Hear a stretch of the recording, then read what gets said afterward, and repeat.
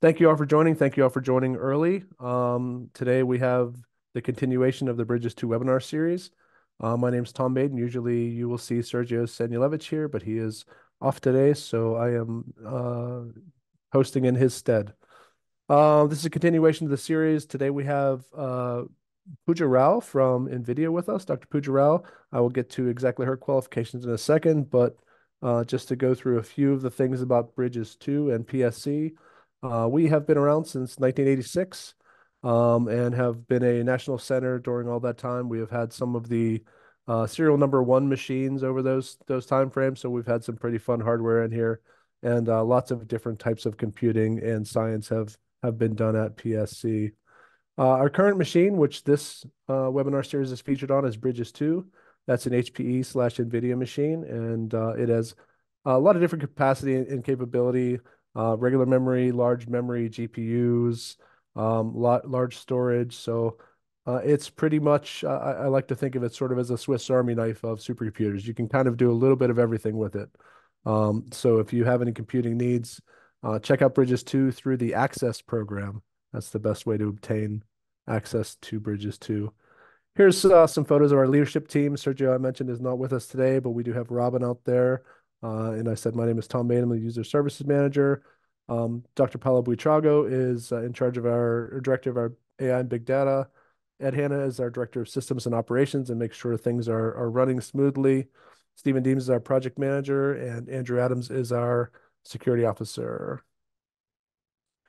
So this is basically for you to come and learn about different things, projects we might have on the machine or vendors that we're working with in this case. If you have any suggestions of future topics, please let Sergio know that. His email is included here, and we do answer and get back to all of you on that. So if there's anything you'd like to hear about, or if you really enjoyed this and want to hear more about something else from NVIDIA, let us know, and we will try to get that worked through. After Pooja is done with her presentation, there is a link here to a discussions channel in GitHub that is a good place to direct your questions after the event. So please do note that. And I think this all will be on the web once Riaz returns and gets it out there for you. So without further ado, thank you for joining us, Dr. Pooja Rao. She is a senior quantum application engineer at NVIDIA, specializing in the intersection of quantum and high performance computing. Done a lot of machine learning, leveraging quantum computing for fluid applications. And during her doctorate and postdoc research, she focused on numerical methods and computational algorithms to simulate fluid flow across diverse scales in various contexts.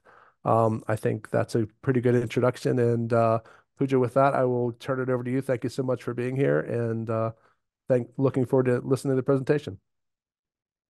Thanks, Tom. Thanks for the wonderful introduction, and thanks to the entire PSC team for organizing this. I'm very excited to be here. I do realize for a lot of you, this is like your first foray into quantum computing, so I'm extra excited and extra happy to be part of your journey.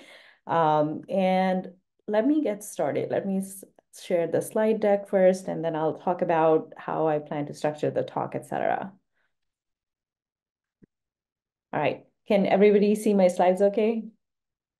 Yes, looks great. Perfect. All right. So I'll go over some of the basics of quantum computations. Of course, it's a very big topic, so it's not possible to cover everything, but hopefully I'll give you a glimpse into the world of quantum computing, what makes it so special. And I'll also talk about a little bit about CUDA Quantum, which is NVIDIA's open source programming model and software development kit that we'll be using to demo some of the examples in quantum computing here. So the talk is structured as follows. So the first part is primarily going to be me laying the groundwork for these quantum computing concepts. So the first 35 minutes, I'll be going over some of that. And the last 20 minutes or so, I'll dedicate to showing you a couple of examples on the Bridges-2, and then I'll walk over the notebook that I have, and either you can follow me in real time, or you can choose to do so once you get a little bit more time on your hands. The material will be made available to you via GitHub repository, and I'll share the link in a little bit. And like Tom said, a recording of the presentation will also be available for you along with the slides. So the prerequisites, I've sort of kept it to minimum. I'll assume that you're familiar with some basic linear algebra concepts, like what a matrix is, what a vector is, what matrix vector multiplication is, and so on. And you're familiar with some Python programming. What we are going to learn here today is how to build quantum circuits. So what are the different components that go into a quantum circuit? So what qubits are, what unitary transformations are, how to measure these qubits, and so on. And what is the basic distinction between quantum information and classical information? What makes quantum information so special? I will skip over some of the major algorithms like Shor's algorithm or Grover's algorithm. All of those are really important, and I encourage you to look at them. But we won't be covering those in the talk today. I'll be focusing more on the hybrid algorithms, which we expect to be the dominant workflow in the future, because we expect quantum computing not to replace all sorts of computing, but to be part of a larger workflow. So we expect a hybrid workflow where part of the workflow is being accelerated by quantum, and maybe some part is accelerated by a GPU or some other architecture. All right, so this is the technical outline. I'll start with governing equations, give you an intuition about what qubits are, what kind of different representations do they have, and talk a little bit about quantum hardware and what are some of the properties that we desire from this quantum hardware, and then talk a little bit about quantum gates and circuit simulation, and then touch on this variation quantum eigensolver, which is a type of hybrid algorithm which came out in 2014, became really popular, and there is an entire section of research dedicated to VQE, as it is popularly known, and its variants. So this is just one of the hybrid algorithms, and we'll be starting from there. We'll go over a quick introduction of what CUDA quantum is. I'll go over a 5-minute overview of what CUDA quantum is, what kind of special properties it has, before we switch over to the examples. In the end, in case we have more time, or in case we don't have more time, then you can explore them on your own. But I have additional slides on what kind of different backends it offers and what kind of multi-GPU scaling and parallelization is possible with this tool. All right, so let's get started. So quantum mechanics is the science of things at a very, very small scales, right? So we're looking at things at atomic and subatomic scales, and they're described by the Schrodinger equation. And here is a time-dependent Schrodinger equation, which is a linear differential equation. You have this psi of t right here, which represents a wave function, and h here, capital H here, represents a Hamiltonian of the system, which basically represents the total energy of the system. H also happens to be a Hermitian matrix, and we'll delve into why that is important. But essentially, we have a linear differential equation at our hand, and we are interested in knowing how does the quantum state psi of t evolves. Right. So if you solve this linear differential equation, we get this transformation e to the power minus iht. So we are basically exponentiating the matrix H and applying that transformation to our initial state psi of 0 to evolve it through time t. And it so happens that if H is a Hermitian matrix, U becomes a unitary matrix, right? So the bottom line here is that if you want to evolve a quantum state, you basically need a unitary evolution. And unitary operators are not just there in quantum mechanics. They show up in all sorts of fields: applied mathematics, computer science, even finance. And there's a lot of different definitions. And one of those definitions is if the matrix is its inverse is its own adjoint, then we say that the transformation is unitary. And I'm kind of using transformation, matrix, an operator in linear operator in kind of interchangeably, right? Because there's not much scope for confusion here. So this will be our operating definition of what a unitary operator is, and there are several other properties that you can get out based on this definition, right? So unitary operators are also invertible. That means if you evolve a quantum state using a unitary transformation, in principle, you can evolve it back to where you started from, which makes it different than a lot of other classical systems. They also preserve inner product. So the norm of the state is preserved after this particular transformation. And the eigenvectors of unitary matrices are orthogonal, and that lends it a lot of really nice properties. Again, unitary operators, very, very important. They show up in singular value decomposition all the time. And for those of you who are familiar with that side of things, you might be familiar with one or more of these properties. All right. So now let's come to what really a qubit is, right? So let's start by distinguishing it with what a bit is, right? So bit is a binary electrical signal. It could be either 0 or it could be 1, but these are two mutually exclusive states. A qubit, on the other hand, can exist in 0 state, but also in a superposition of 0 state and 1 state, right? So it could be 0, 1, or a superposition of these two states.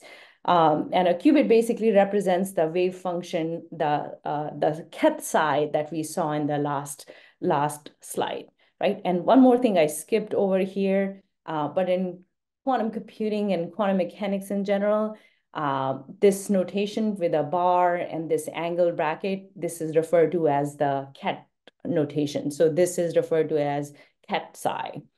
So coming back to this, so this represents a wave function. This qubit represents the wave function in the Schrodinger equation. There's a very nice geometric interpretation known as the block sphere representation for a single qubit.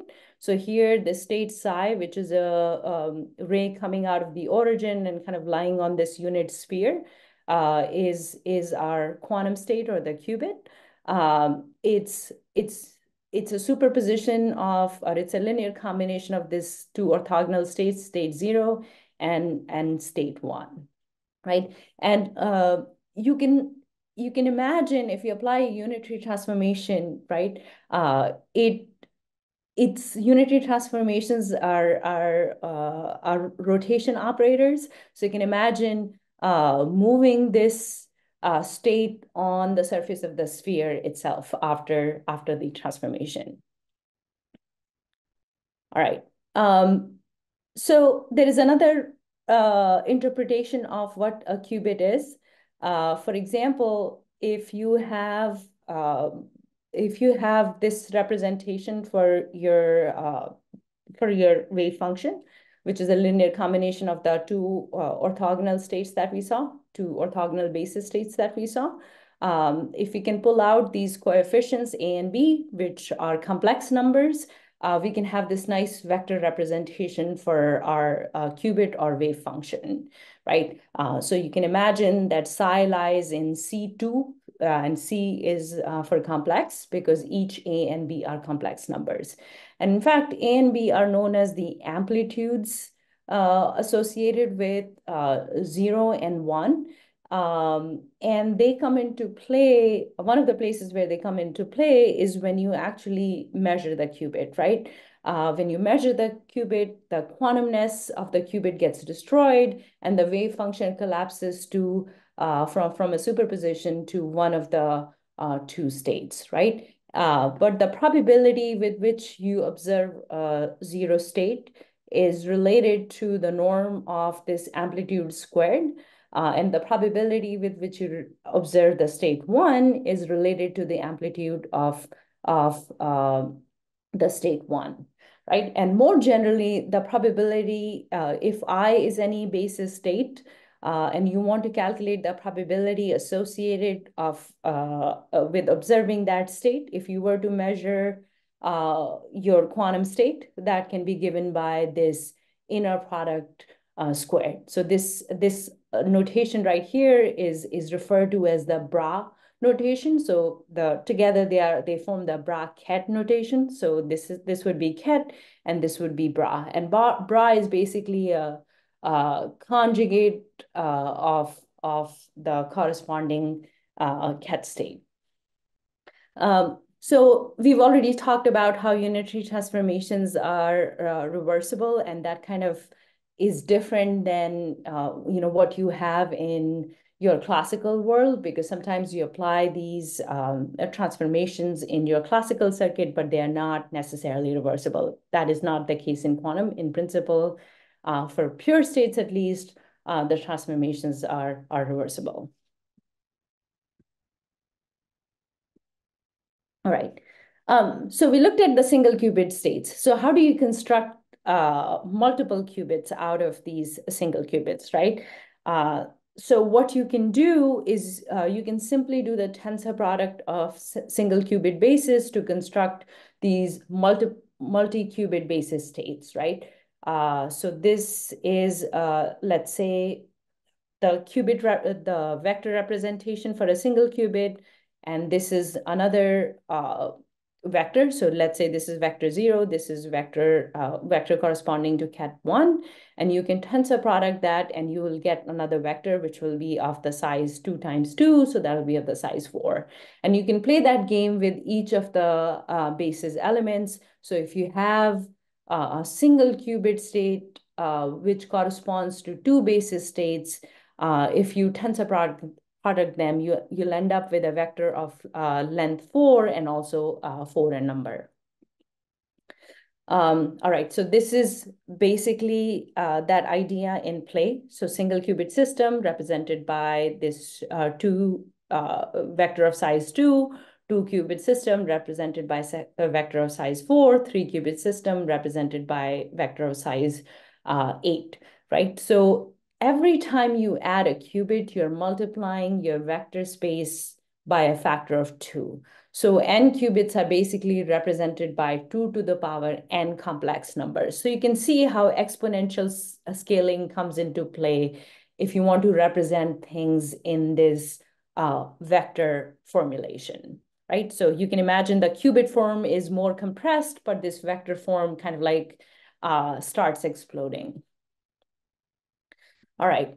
So now let's examine a couple of other important properties about quantum mechanics and what makes quantum computing so special, right? So we already talked about quantum superposition, and it is special because it allows for a large number of computations to be performed in parallel on the component states, right? So superposition is linear combination of certain basis states, and quantum computing allows you to perform a large number of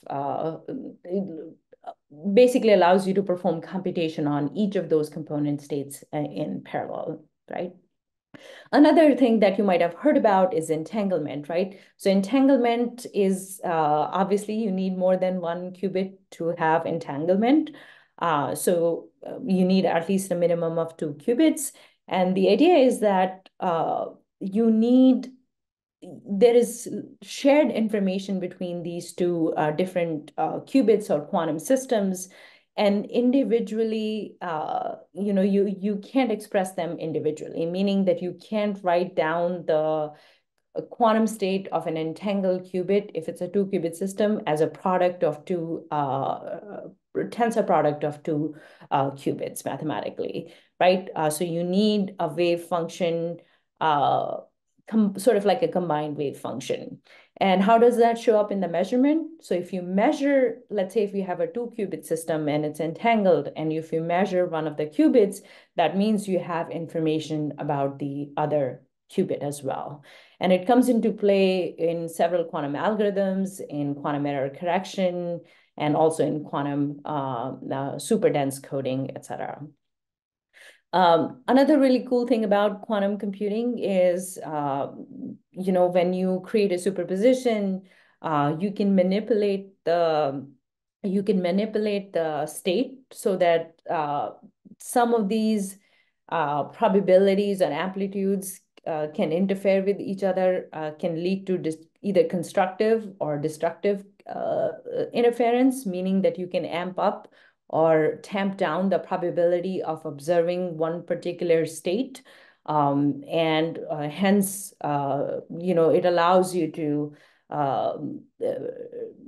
play around with that and capture and tune the probabilities the way you would like to. All right. So let's talk a little bit about quantum hardware, right? Quantum hardware is quantum systems that you can, prepare the states in. You can control a little bit. You can perform quantum computations, and then you can parse out the data from, right? So we want them to have certain desirable properties. For example, we want the quantum hardware or QPUs, quantum processing units, to preserve the quantum information for long enough time so that we can do the computation that we want to do, right? So the quantum information is temporary. It decoheres after a certain time, meaning it loses its quantumness. It collapses to so from superposition, it goes to one of the states, just like it would do in the case of a measurement. So we want to be aware of that, and we want the quantum computers to have long enough coherence time so that we can do all the calculations that we set out to do. We also want precise control over our quantum computations. So we want it to have we don't want them to be interacting with the environment and hence degrading in quality. We don't want the noise effects coming in. We also want to, if we want to perform a particular unitary transformation, we want to make sure that we do so precisely without introducing any sort of errors or noise. We also want the quantum computers to be really big so that they can tackle large-scale problems. And all of those requirements are very, very nice and very desirable, of course, but they're very hard to achieve. And some of those characteristics actually can be conflicting to each other as well. So there are several ways to realize a qubit. You might have heard of superconducting qubits, IBM, Google, a lot of big companies have that. There are several variants of superconducting qubits as well. And the basic idea is based off of Josephson junctions, essentially. You might have also heard of trapped ion qubits. Quantinuum has them and IonQ has them. And the idea is that you have these trapped ions and they're trapped by electric fields, and you use lasers to manipulate them. One nice thing about these kind of qubits is that they have long coherence times. And one nice thing about superconducting qubits is they're more scalable. Photonic qubits are based on the properties of light, and you can use things like beam splitters to engineer and control these qubits.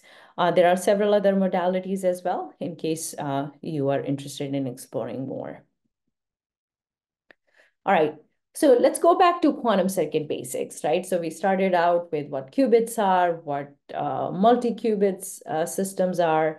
Now let's keep building on that, right? So let's explore the unitary transformations a little bit more, and let's construct some simple circuits, right? So important quantum gates or unitary transformations are some of the single qubit gates are listed here. XYZ together with identity form this really important group called polygates.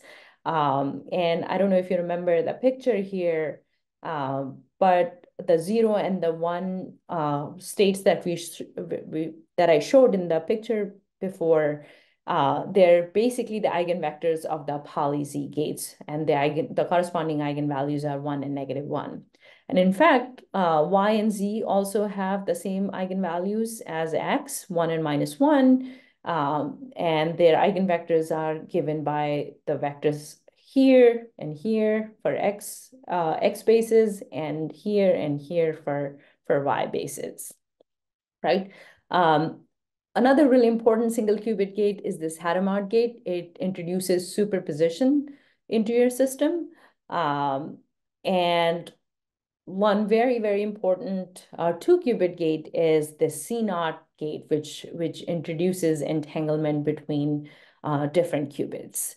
And this is given by here. There are several other gates. So phase gate is another important single qubit gate. Then there are swap gates, which can swap out the state of the 2 qubits. And there are multiple control gates. So instead of C0 gates, you have CC0 gate or CCC0 gate, and so on, right? So they're all listed here. And going back to the Hadamard gate. So let's say if you have to create a superposition on, instead of a single qubit, on multiple qubits, you can do so by tensor producting the Hadamard gate by itself, right? So the formula kind of remains the same as we did for multi-qubit systems, is that you can tensor product the single qubit gates to construct multi-qubit gates. So the quantum circuits, you kind of read them from left to right. So the first thing is the quantum state. Then these boxes represent the corresponding gate that you're applying. So you're applying the Hadamard gate on the first qubit, and then on the second qubit, and then you have the entangling gates here as well, right? And this is the impact of the entangling gate, right? So what the entangling gate does, based on what your first qubit is, it changes the gate of the second qubit, right? So if the first qubit is 0, it would not do anything to the second qubit, right? So 0, 0 would remain as such, 0, 1 would remain as such. But if you passed in 1, 0 to your C0 gate, you'll get 1, 1, and 1, 1 would give you 1, 0. And this is what the impact of the Hadamard gate is, and their corresponding block sphere representations. So we'll prepare this simple Bell state. So we have, it's a 2-qubit entangled state given by this mathematical expression right here, where 1 by √2 is the amplitude associated with 0, 0 and 1, 1. So you have basically 1/2 as the probability of either observing 0 or the state 1. 1, 1. So the way you would prepare this circuit is you will apply the Hadamard gate on the first qubit, and then followed by a C0 gate, and then you'll measure the qubit, and you'll see the distribution as indicated by this formula here. So how many qubits you have generally refers to as your circuit width, and how many gates you have corresponds to your circuit depth. And together, sometimes some companies use quantum volume as one of the criteria for determining how much computations your circuit can pack. So you can follow the same formula to get from a 2-qubit state to a 3-qubit entangled state. So GHZ state, you can think of it as in the same vein as the Bell state. So now you have 3-qubit state here, but the basic preparation kind of remains the same. And here I'm emphasizing the fact that it's a fully entangled state, so we cannot break it down as a tensor product of some component states. We also have these bipartite state where some qubits are entangled, but not all the qubits are entangled. So let's say if you had 3 qubits where, 1 qubit two qubits are entangled, but one is not, then it's possible to write it as a tensor product of such a system. All right, so quantum circuits or quantum systems are inherently probabilistic in nature. So we need to measure not just once, but a bunch of times, and we'll get a distribution of states, right? Or we'll get a distribution of classical bit strings in this case. But oftentimes we want not just that, but also some physical quantity associated with that system. For example, maybe we want the energy associated with the system, right? So what we have is what we can calculate is the expectation value associated with that operator. And we'll go back to the operator that we saw in the first slide, which was the Hamiltonian operator, which was the energy operator, right? So if you want to calculate the energy of the system or the expectation value of H with respect to whatever prepared state that we have, we can do so by calculating this expression. And it's a little bit dense expression, and I encourage you guys to kind of try it out on your own. Again, this ket notation, this bra notation refers to the conjugate transpose of the state psi here. But this expectation value computation is extremely common in a lot of like hybrid quantum classical machine learning computations and other such computations. So quantum circuit simulation can refer to two things. We will mainly take it to mean this particular thing, which is classical computers mimicking a quantum computer. This is what we'll refer to quantum circuit simulation, but a closely related terminology is also quantum simulation, right? So which could be confusing if you're just starting out. So quantum simulation often refers to real quantum devices or hardware trying to simulate other quantum systems. So for example, you might have quantum chemistry simulations and so on. But here, we'll be using quantum circuit simulation. So this part circuit is important, meaning that classical computers are mimicking quantum computers. And there are two main ways to simulate your quantum circuit. One is the state vector simulator, and we kind of alluded to that, right? So if you have the matrix vector view of your quantum circuit operations, right? Because unitary gates are just matrices at the end of the day. So you can imagine you having an initial state, applying a unitary transformation, getting another vector state, and then continuing with that. Of course, the problem with that is that it doesn't scale really well. You run into this exponential scaling. So even though it's appropriate for deep circuits, you can't really go much beyond, let's say, 40 to 50 qubits, even on the really, really big clusters.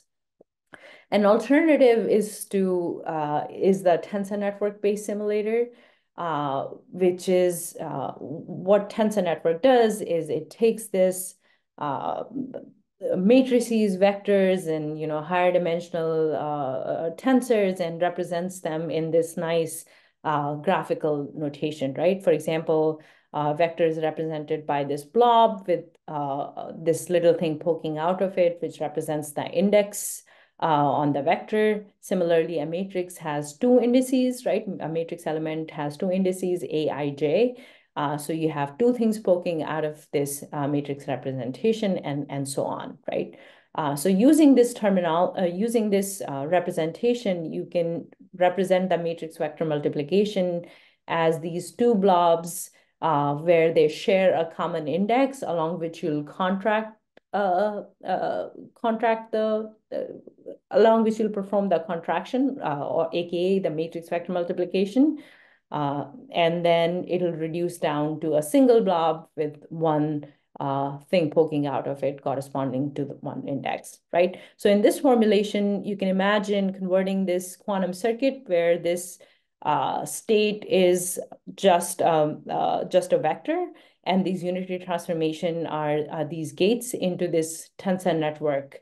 And the name of the game is to find the most optimal contraction path, right? Contraction path refers to in what order are you performing these operations, right? That's really, really important because if you have a matrix, uh, let's say if you're multiplying, if you have two matrices and a vector and you're multiplying them, you need to be careful in what order you do things, because the order becomes really, really important for computational cost purposes. It's very well suited for higher qubit count, but it only allows for low circuit depth and low entanglement, right? Because if you have high circuit depth or high entanglement, the path finding becomes really complicated. It actually becomes it's an NP hard problem, and if the problem is not amenable to these circumstances, you're better off using some other backend. All right, so coming back to quantum algorithms. Hi, Pooja. Can I interrupt for just one second? We do have a couple of questions coming into the chat. I don't know if it's a good time to take those or not. Can we take them in the spare time? I feel like that Certainly. would be okay, great. Um, yeah, if they can wait for a little bit, that'll be great. I think I might be running a little bit behind, 5 minutes. Okay, no problem at all. Thank you. Thanks. All right, so we've all heard about Shor's algorithm and Grover's algorithm, which are fault-tolerant algorithm, meaning that we need a lot of qubits and really large circuit depths, and maybe some sort of error correction for these algorithms to be successful. And they promise exponential. Shor's algorithm promises exponential speed up, and Grover's algorithm promises quadratic speed up, and they have really promising application, but they are just not suited for today's quantum computers, right? So hybrid algorithms were introduced. Like I was saying, VQE was one such algorithm that was introduced back in the day, which was, and the idea was that can we design these low circuit algorithms where we're only doing the necessary part on quantum computers so that we can get some advantage out of today's quantum computers. But the idea has broadened much beyond that. And in fact, we believe that most of the quantum computers most of the workflows in the future are going to be hybrid, right? And we require close integration of classical processing units, GPUs, and quantum processing units to facilitate these hybrid algorithms of today and also of the future. Again, these are some of the near-term use cases for these hybrid algorithms. I'll be talking about the variational quantum eigensolver in context of quantum chemistry, right? So the problem is that we're trying to find the ground state energy of a molecule. And we can do so, but we have to find the minimum eigenvalue of this 2 to the power n by 2 to the power n Hamiltonian matrix, right? So it's very hard to go beyond a certain number because this exponential outbreak in size really limits our compute capabilities. So quantum phase estimation, which is again a fault tolerant algorithm that was proposed, is great in theory, but it's just not applicable right now because the quantum hardware is not there yet. So VQE is kind of like fills in that gap and tries to find the ground state energy of the molecule, right? And this is mechanically what the algorithm does. So it's based on the variational principle. So we are basically trying to estimate the lowest eigenvalue of H, and we'll start by preparing some initial guess state or initial ansatz based on some domain-specific knowledge or some hardware amenable state. And then we'll calculate this expectation value, right? And we'll feed that expectation value into a classical optimizer, which will keep tuning these parameters theta until until a certain tolerance is reached, right? So this is the basic workflow of VQE, and this is the picture representing that workflow, right? So we start out by preparing an ansatz. We have this parameterized quantum circuit. So the quantum circuit has some rotation gates in between, and the rotation parameters are these tunable parameters, right? We calculate some cost function based on that circuit, and if we see if that cost function is being minimized or not, and then we keep repeating that loop until some tolerance is met. Right, so the main task here in VQE is to compute the expectation value of the operator H, right?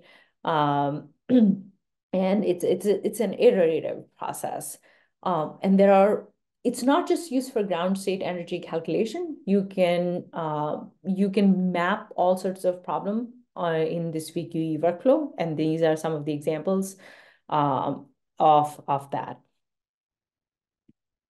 right? But there are several challenges, right? So for example, particularly for chemistry problems, sometimes the scaling could be as bad as O to the power n4. And we want to have, maybe we want to explore other algorithms. There are also the issue of barren plateau, which comes from if you have too many parameters in your problem. So your cost landscape is not great for optimization, and your optimizer struggles with convergence and so on.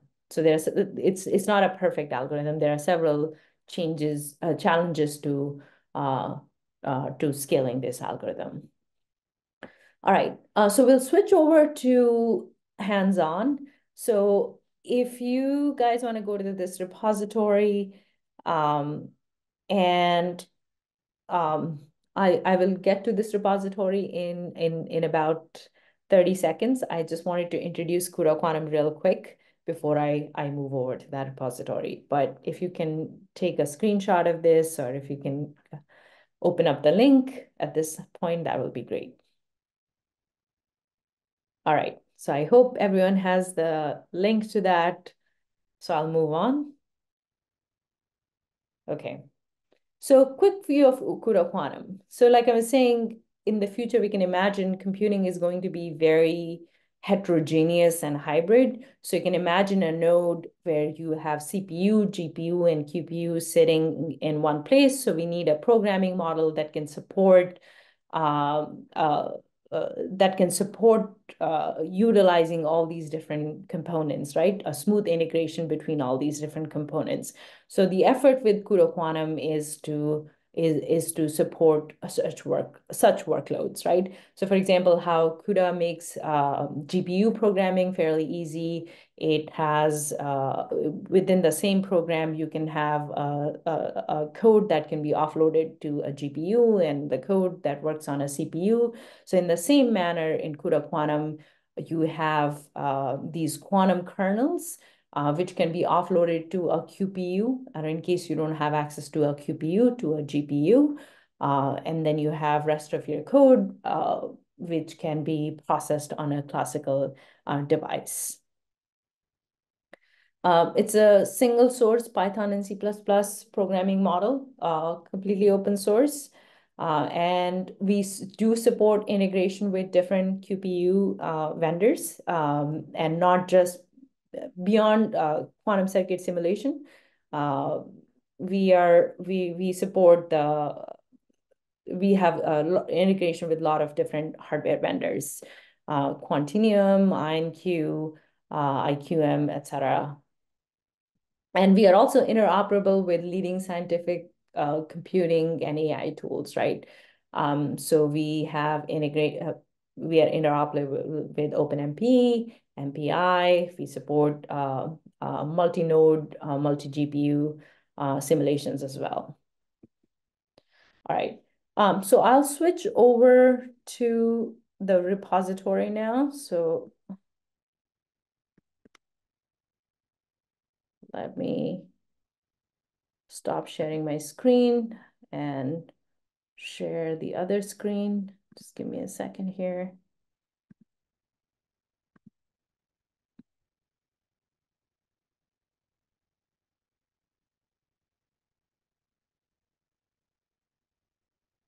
All right, so once you go to the repository, I would like you to just open the notebook there and follow along with me. You don't need to run the notebook anywhere as of now. I just wanted to walk through a couple of examples, and then maybe we'll run one example at the end together on the Bridges cluster, right?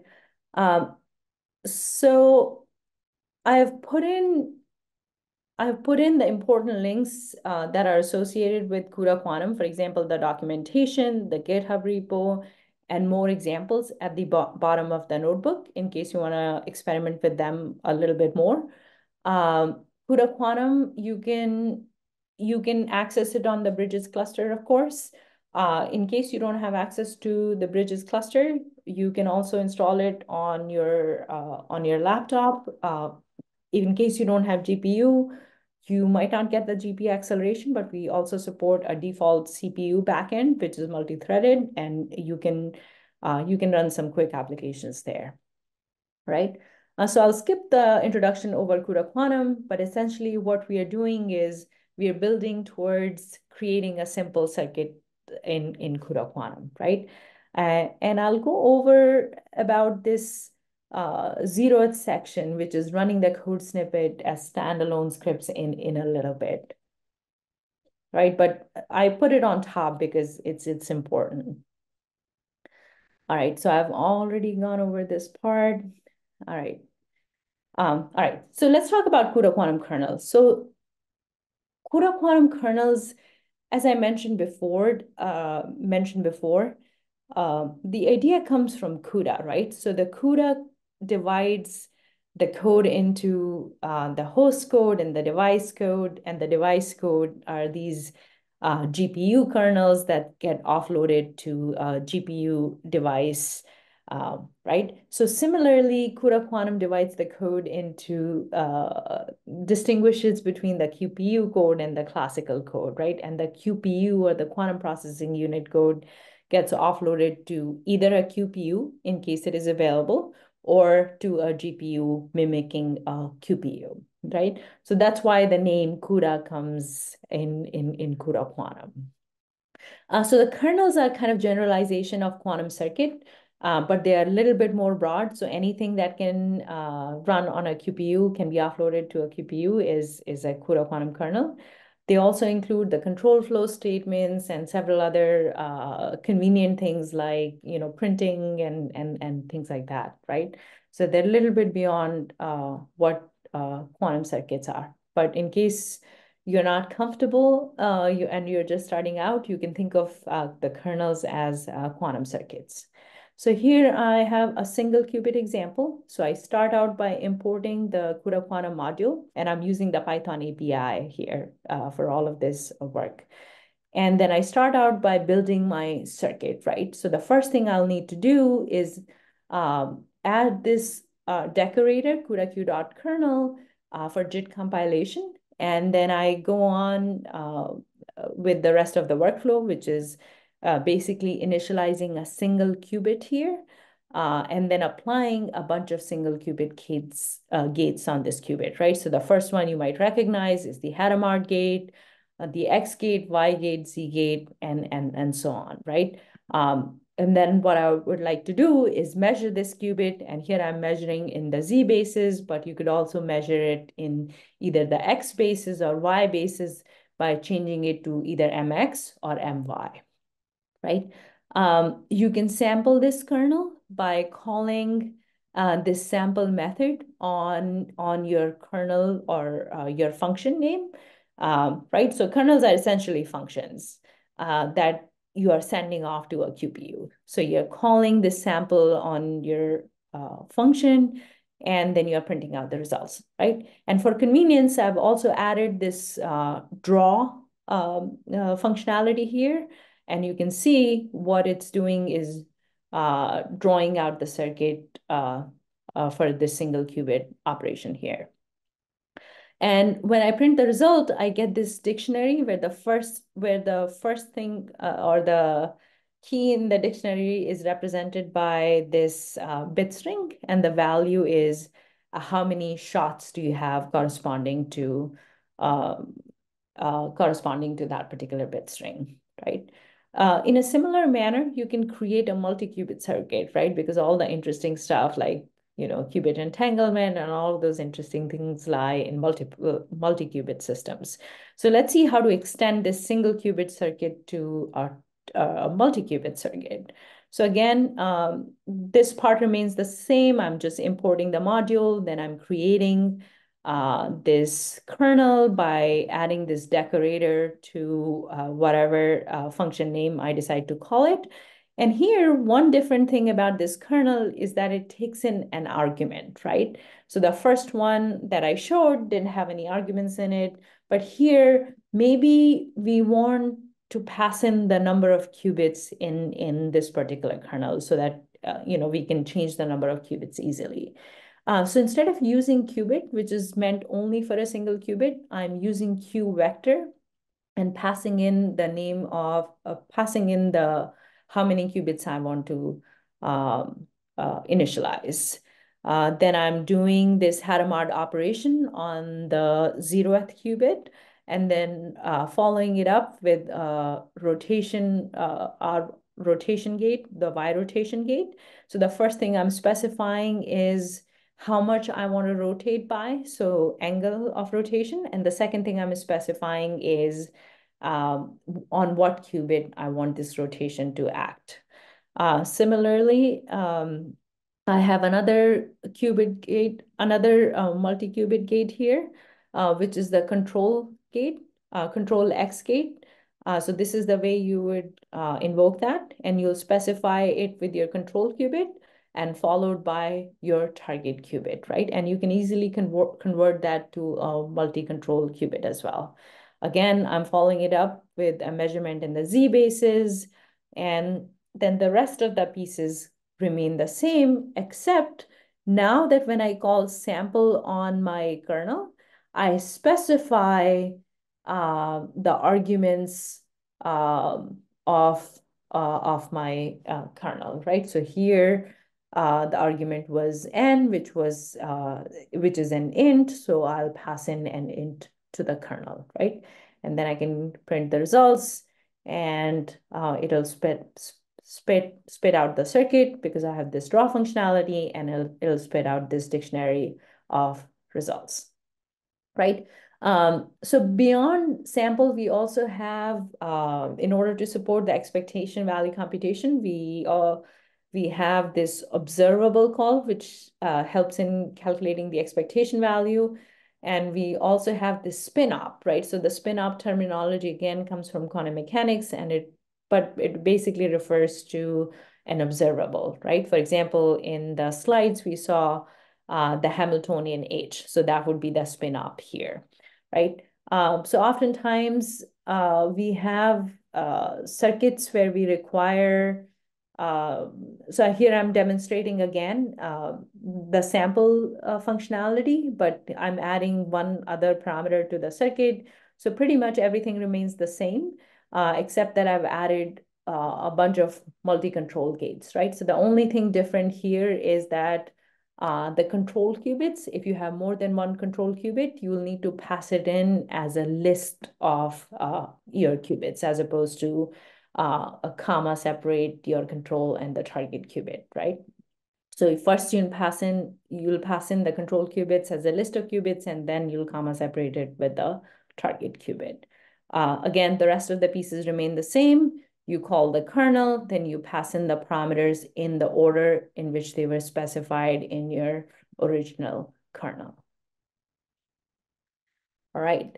So all of this is great. And before I switch over to the VQE workflow, I wanted to show you how to construct the observables in CUDA Quantum, right? So for example, if our observable looks something like this, so this basically represents the poly Z being applied to 0th qubit and identity being applied to 1 qubit, and so on. How do I construct that in CUDA Quantum, right? How do I construct that looks something like this in CUDA Quantum? Because oftentimes uh, the Hamiltonian looks like a tensor product of some polys, right? So that's why polys are important. They show up all the time in quantum circuits. So in order to facilitate building up these larger Hamiltonians, right? So oftentimes there could be a really, really large number of terms in the Hamiltonian.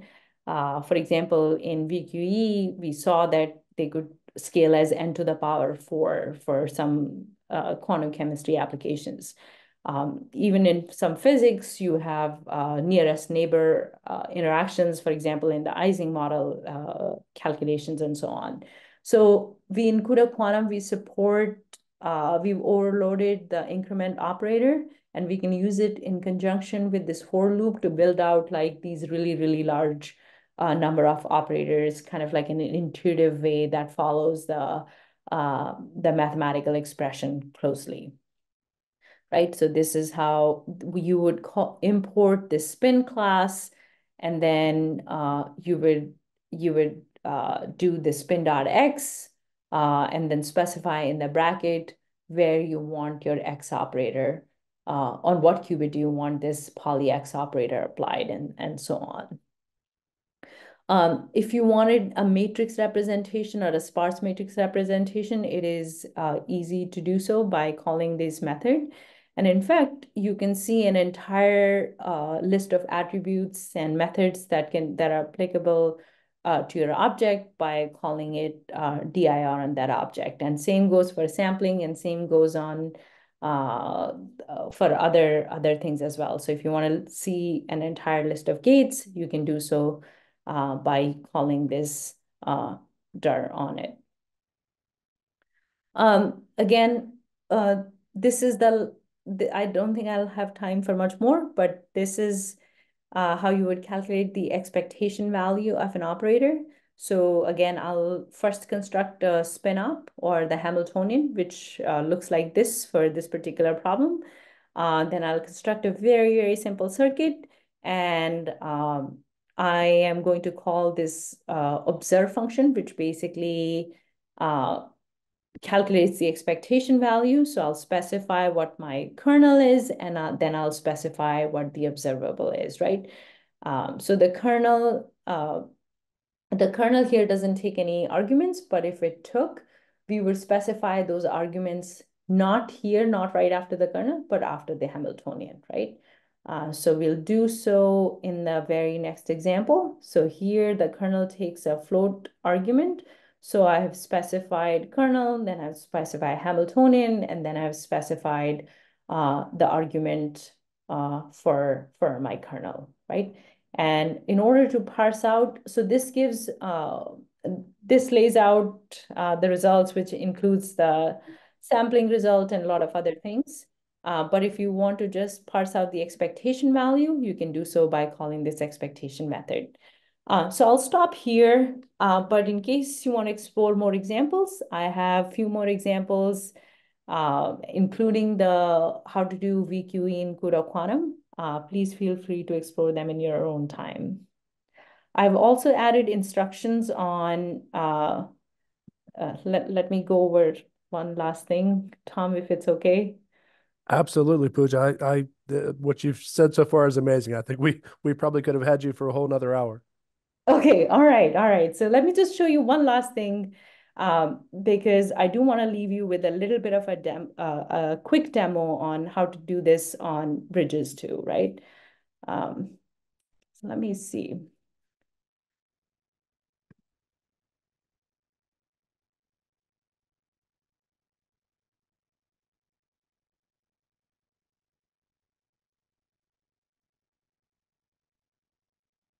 You can potentially see my entire screen, but I really want to redirect you here.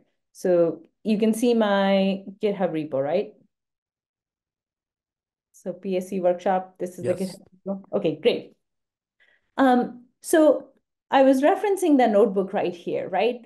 And if you want, you can try to run this notebook on the cluster, but I would recommend just grabbing the code from this notebook that's why I made sure that all the code in this notebook, every cell is self-contained. So you can grab this code from this notebook and put it in a little script.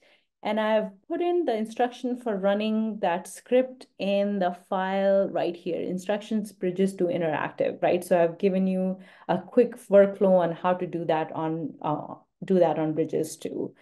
So give that a try.